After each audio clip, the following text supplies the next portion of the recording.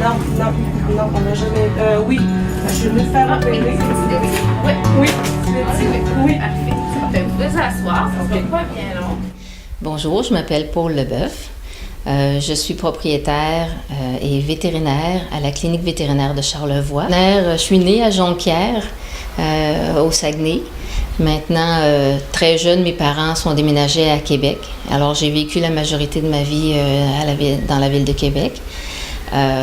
Sauf que là, depuis que je suis dans Charlevoix, j'ai passé finalement, au bout du compte, la majorité de ma vie ici. Je suis donc la vétérinaire qui s'occupe de tout.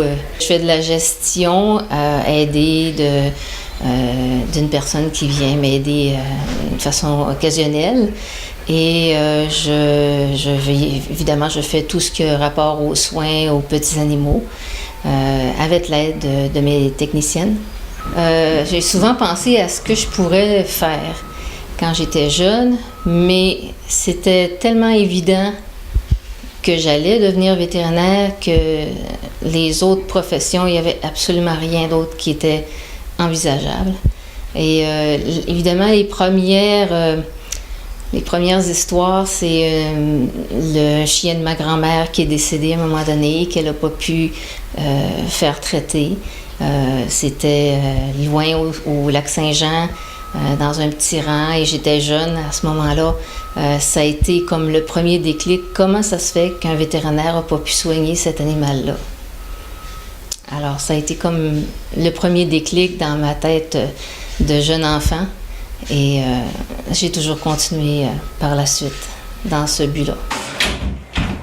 Ça va bien. OK, vous avez ramené...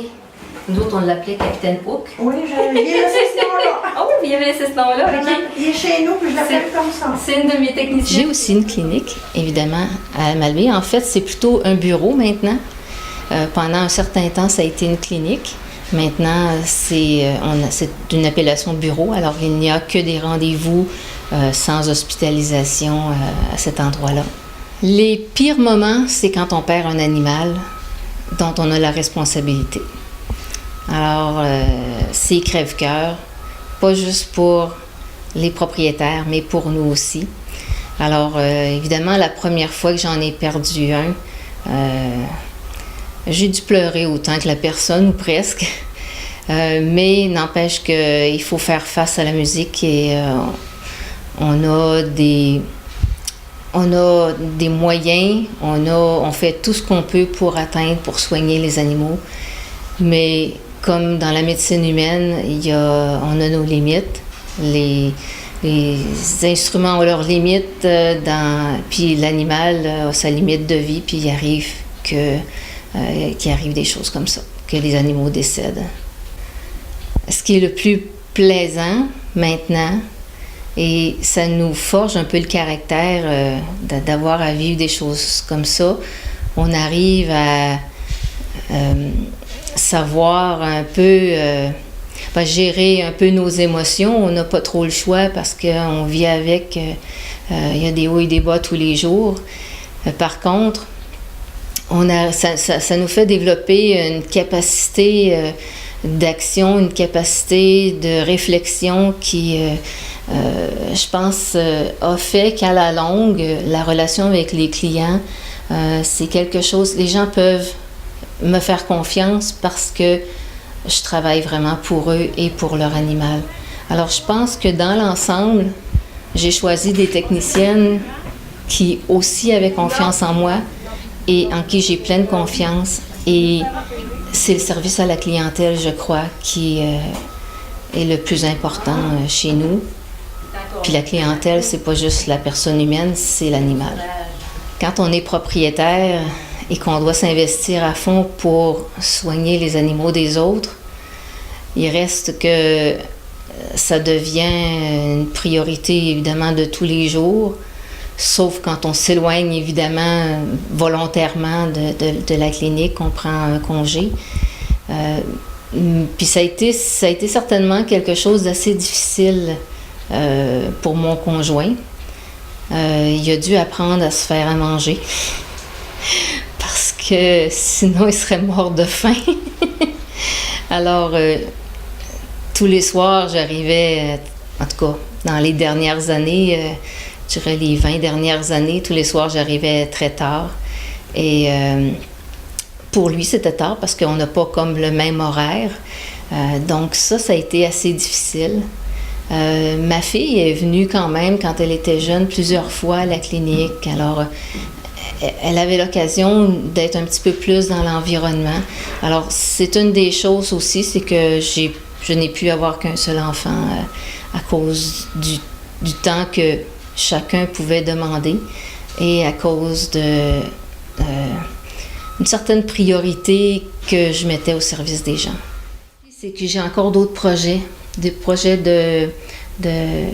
par exemple, j'aimerais beaucoup rentrer la radiologie dentaire, radiographie dentaire, pour pouvoir pousser encore plus les soins dentaires qui sont tellement négligés.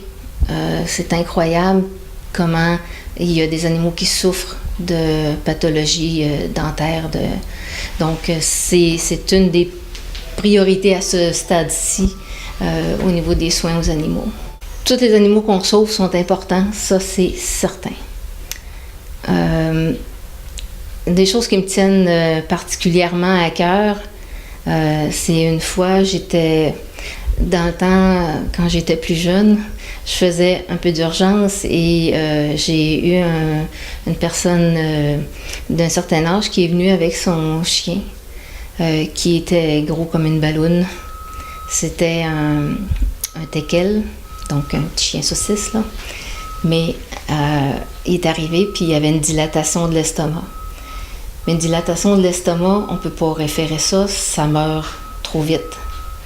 Alors, l'intervention, j'ai pas pu avoir de technicienne avec moi parce que dans ce temps-là, j'en avais, pour ainsi dire, pratiquement pas. Et le fait ce monsieur-là avait une expérience, un vécu extraordinaire. Il y avait un calme, il y avait tout ce qu'il fallait pour m'assister. Alors, on a réussi à sauver son chien d'une dilatation gastrique. Et juste à nous deux. Alors, il faisait ce que je lui disais de faire, puis on a réussi à le sauver juste à nous deux. Puis ça, c'est déjà tellement rare de réussir à les sauver que de le sauver avec le propriétaire du chien, c'est vraiment extraordinaire. Mais une des choses que je suis très fière tout récemment, c'est c'est tout ce qui se rapporte à cette année. Alors, cette année, il y a beaucoup de changements. Je ne veux pas vendre le punch, mais ça s'en vient probablement bientôt. Une association, une relation d'aide, on va dire, avec un organisme bien connu qui va, je pense, aider toute la région. Dans quelques semaines, ça va faire 30 ans que je suis vétérinaire à Baie-Saint-Paul. Je prévois faire le 1er juillet prochain une invitation à tous les gens de la région qui sont déjà venus ici avec un chien qui pourrait être décédé ou qui est encore vivant. Et c'est un genre de...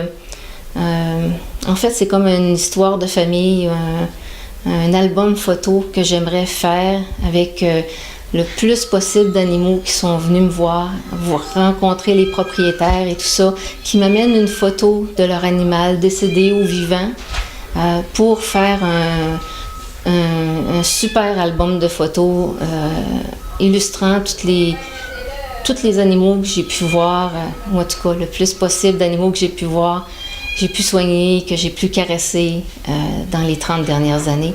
Alors, j'invite tout le monde. Le 1er juillet, on va être ouvert ici. Probablement qu'on n'aura pas beaucoup de cas à soigner, mais j'aimerais avoir beaucoup de visites pour justement qu'on se fasse cet album souvenir-là et vous rencontrer tous et chacun pour peut-être se rappeler des bons souvenirs.